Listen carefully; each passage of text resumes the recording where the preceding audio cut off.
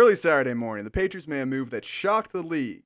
Instead of riding with Jarrett Ryan Stidham, the Patriots went out and signed former MVP Cam Newton to a one-year deal. Newton has not received an offer from any other team and only briefly spoke with the Browns about signing. And with the addition of Newton, their O-line being fully intact, and N'Keal Harry finally being healthy, I believe the Patriots will be substantially better on the offensive side of the ball this year compared to last year. Paired with their elite defense, and it's safe to say the Patriots Dynasty is far from over. Now, there are some people out there who disagree with me. Those people are what I like to call wrong. Here is one of those people now, friend of the show and resident Patriots fan, Mason Hoodby. Hey, how's it going? So, I don't appreciate that introduction, but it's okay. It's fine.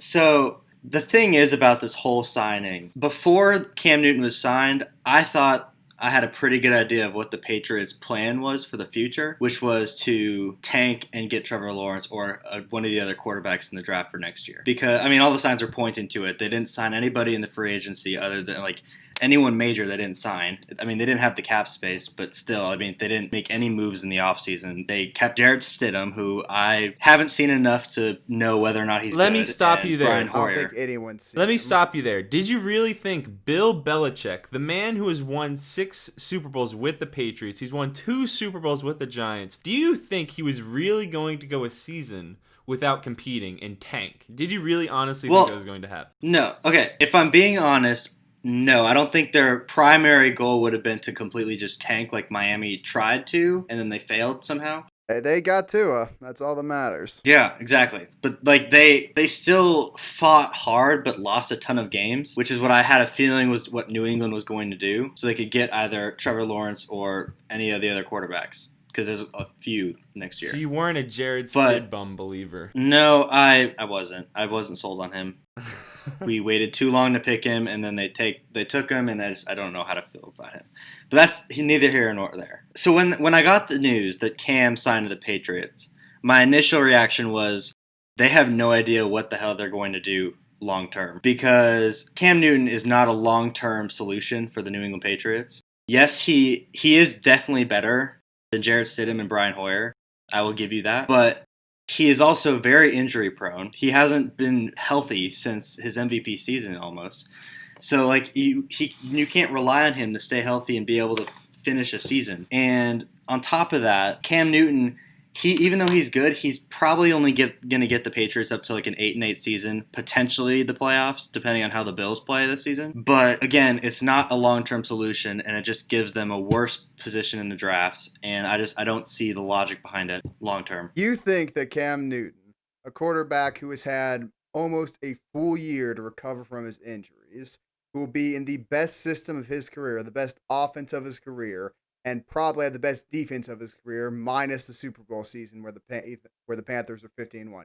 You think he is only going to be able to muster an 8-8 record when he plays in the weak AFC East, which gives you 4 free wins a year? Well, see, here's the thing about that. I don't think Cam Newton's personality mixes well with the Patriots organization. They've always had a team first mentality, a very humble, no, it's not just for one person, it's about the whole team. That's how, I mean, you look at Tom Brady, he took pay cuts his whole career until I'd he left call a because $1 he wasn't million getting paid enough. contract with the greatest possibility, $7.5 million guaranteed, a pay cut, especially when you're an MVP level caliber player. Well, the other thing you need to remember is nobody has signed this man for months. This is his only option. Yeah, as far as I'm concerned. But let's address why he didn't sign with anybody. The Panthers screwed him over when it comes to how they rehabilitated him, how they brought him back to the team. He tore his rotator cuff in December of 2016, and he didn't get surgery until March 30th later that year. So that means in 2016, when he really had his major shoulder injury,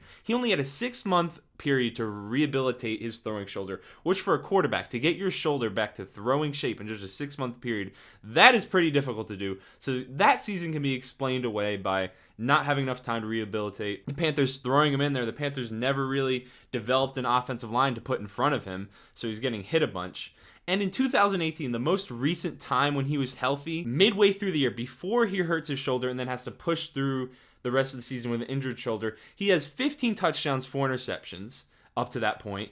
He has a 67% completion percentage, 8 percentage points higher than his next best season. That is up there with some of the most elite passers. And what are the Patriots famous for? Dink and dunk offense. That is what Tom Brady gets made fun of for. That is what they get made fun of for in general. Not throwing the ball down the field because Brady's got a weak arm late in his career. That's what he did most in that offense. Hold on, let me get the numbers real quick. 1 second. You can tell he's done a lot of research. He's prepared. Yeah. Well, It takes 5 seconds to pause and look for the stats. while he finds those numbers, He you led have the to remember NFL. too- Sorry, he led the Hush, NFL in Tristan. percentage. The guest is talking. No, go ahead, Tristan. Go He ahead. led the NFL in percentage of passes under 20 yards. And he was 6-2 during that span. And then, of course, he gets injured, has to push through it the rest of the year. If you prorate the first 8 games, he would finish the season with 30 touchdowns, 8 interceptions, 684 yards rushing, and 8 rushing touchdowns. Those are nearly identical numbers to his MVP season in 2015. But those are also some major assumptions, assuming that he continues to play at that level throughout the season. Well, if he remains And healthy and regardless- doesn't get some weird shoulder injury, he probably plays at that level through the rest of the season. That's in a new That's offense. the thing. Regardless of how he was playing, he got hurt yet again. And yes, he's had a year to recover. I'm still not sold that he's going to be healthy an entire season. Well, I mean, it's been since 2015 since he's been healthy. So your sole issue with that is his health. If he's healthy, would you be happy? Like if you get some guarantee. See, I know that's hypothetical. Right, and if he was healthy, yeah, sure, maybe that'd be a good sign for a short-term solution at quarterback. But he's not a long-term solution. He's not. We need a very young quarterback to kind of take over the Patriots' legacy. Well, I think you're kind of an elitist when it comes to long-term solution. Not every team gets to have a quarterback for 20 plus years. Okay? Right. Some teams you're lucky to win a Super Bowl. The Eagles just won a Super Bowl a few years ago for the first time ever in their franchise's history. So, Tristan, this is not how we get our guests to come back. We don't talk over them I'm insult. sorry. Yeah, okay. Elitist. All right, listen, hold on, Tristan. So, I understand where you're coming from. I mean, you're right. No team has had, there's very few teams throughout NFL history who've had the privilege to have the same quarterback play at an elite level for 20 plus years or 20 years. So, we've been very, thankful for Tom Brady and the fact that, he's been able to stay dependable and healthy and just an overall, plays good and doesn't get hurt. Now, the thing with Cam Newton, the other problem I have with him, I mentioned this just earlier too, is his personality. His personality doesn't match Bill Belichick. Bill Belichick, the only player that I can think of that Bill Belichick has taken since like the Tom Brady era, who believed more in himself than the team, was Randy Moss. But that's also a different situation because he's a receiver and your quarterback is the most important position for an NFL team. You also had a serial killer and Chad Ochocinco on your roster. Well, okay. But that's the thing, You're going from a quarterback who is very selfless his whole career to a quarterback who is all about sparking controversy, being very outspoken in the media. It's just a completely different personality than what the New England organization is used to. And I don't know if that's going to mix well with the personality type of Bill Belichick, who's a very no-nonsense person. You don't think Bill Belichick, the greatest coach of all time, can come to some sort of impasse with Cam Newton? Oh, I didn't say that. Desperate to prove himself and get himself another long-term contract by some team. Again, I didn't say that. I didn't say that. I'm saying I'm concerned about it, but I don't know if it'll work or not. I don't think it'll lead them to a Super Bowl, if that's what I'm going at, because... Well, I don't think that'll lead them to a Super Bowl, because there's this guy up in Baltimore and this team down in Tennessee, and there's other fellows in the AFC. Don't get me started with the Ravens, but yeah. But also, Cam Newton being outspoken isn't necessarily a bad thing. Yeah, right. Tom Brady's fiery. Tom Brady yells. Tom Brady screams as offensive coordinators. Yes, I understand that. Worked. It does work, but I'm talking about when it comes to the media and just you don't really see any controversy about Tom Brady other than Deflategate, which was ESPN came out 5 years later saying it was BS and it shouldn't have happened. But it's it's whatever. Well, there's also the whole thing with TB12 and Alex Guerrero, but yeah, I guess, but. We don't talk about that. Yeah, it's that's just a memory that no one needs to remember.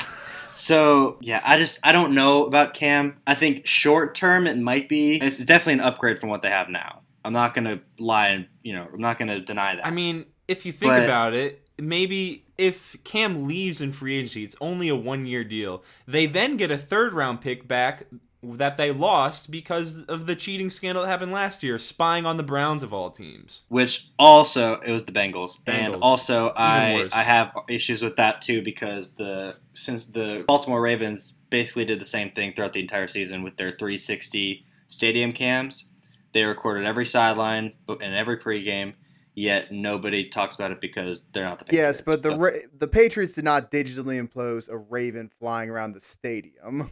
Well, regardless, I mean, I have issues with it, but I'm not going to talk about it. It's whatever. It's fine. Also, they're used to getting screwed. We'll close with this, but in terms of hyped quarterback prospects over the last 10 or so years, there are 3 which truly stand out. One, obviously, Andrew Luck.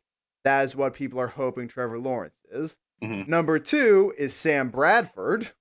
That's true. Who turned out to be completely injury prone despite being a physical standard NFL quarterback. And number 3, a man who is heralded as being able to read defenses, scan the field, and deliver the football nearly anywhere is Jameis Winston. So saying that Trevor Lawrence would be the chosen one and a long-term solution feels like a bit of a gamble, particularly considering Bill Belichick's inability to draft quarterbacks in the first round. That's why he waits. Well, if you go back and look at those 3 prospects, you look at Andrew Luck, who ended up living up to the hype.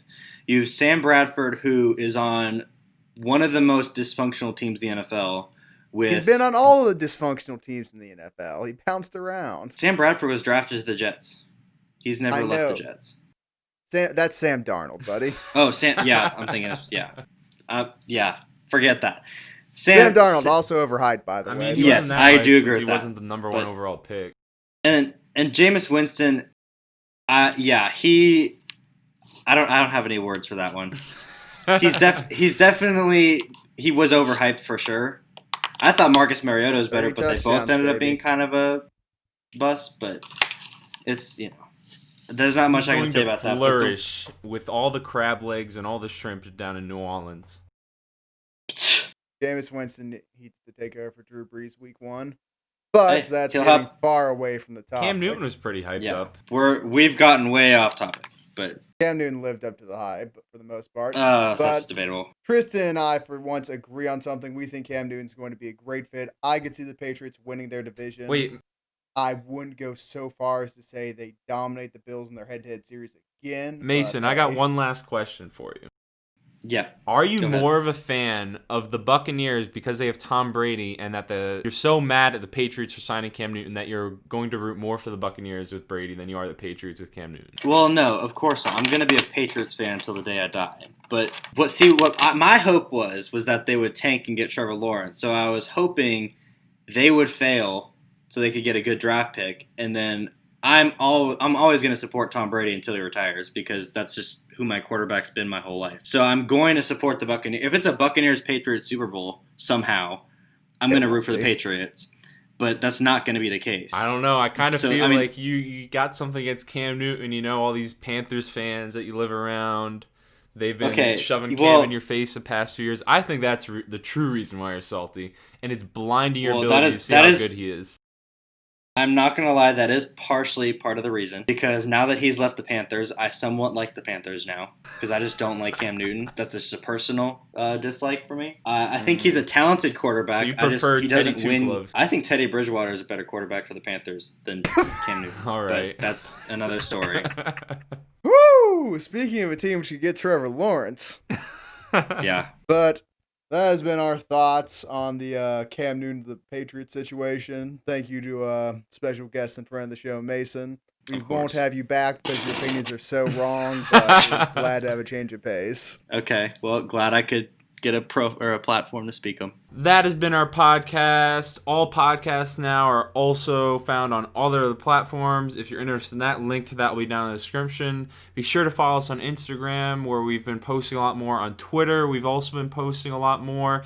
Subscribe. Most of our viewers are actually not subscribed, so it'd be awesome if you'd subscribe. And see you next time.